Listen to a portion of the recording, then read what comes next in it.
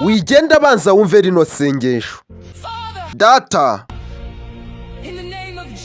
senze mu izina rya Yesu Kristo, nje imbere yawe sinje kwiyoberanya, nje kukubwira ko igihe kibaye kirekire ko ndambiwe, igihe kibaye kirekire ntegereje nizeye data. Mana, wabonye imiryango yose ifunze ntaho guca, wiboneye n'ukuntu nagiye ntinda mu bihe bibi, n'ukuntu nagiye mbura amahirwe byose warabyiboneye. N'igihe nabaga ndi kwibaza ibibazo wabaga ubibona, n'igihe najyaga nibwira ko nibagiwe nawe byose warabyiboneye. Ati data, wiboneye n'inshuro nagiye mva ku izima, ariko ndacyari hano imbere yawe data, ndacyahagaze,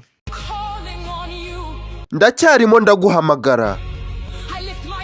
Nanjye nonaha ndanguruye ijwi ryanjye, nanjye ndahamya ko ntabaje.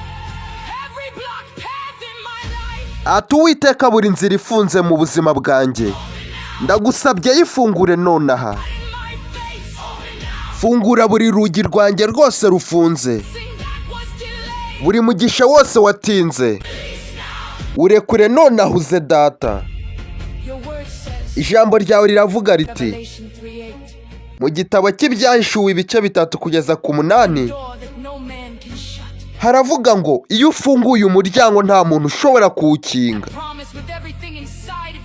Nanjye mpagaze ku isezerano nzirikana icyo wambwiye, kandi nanjye ndabihamya ko iyo ufunguye umuryango nta mwana w'umuntu wawufunga. Kandi nizeye ko n'umuryango ufunze uwufunguye nonaha. Buri rukuta rwose rutagaragara ruhagaze mu nzira yanjye, buri myuka mibi itagaragara ibangamira iterambere ryanjye, iyo ngiyo ndasenze uyishwanyaguze nonaha. Imbaraga zose zivuga ko igihe cyanjye kitaragerwaho, na buri jwi rivuga ngo ntabwo ari wowe, ayo yose ndayacecekesheje mu izina rya Yesu.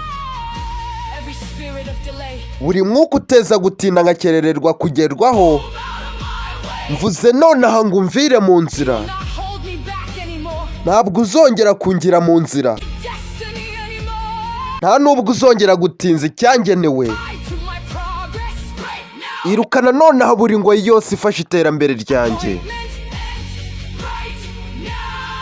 Wirukane n'ibintu byo gutegereza bikarangira ibyo nari ntegereje ntabigezeho. Mana, nditeguye nubwo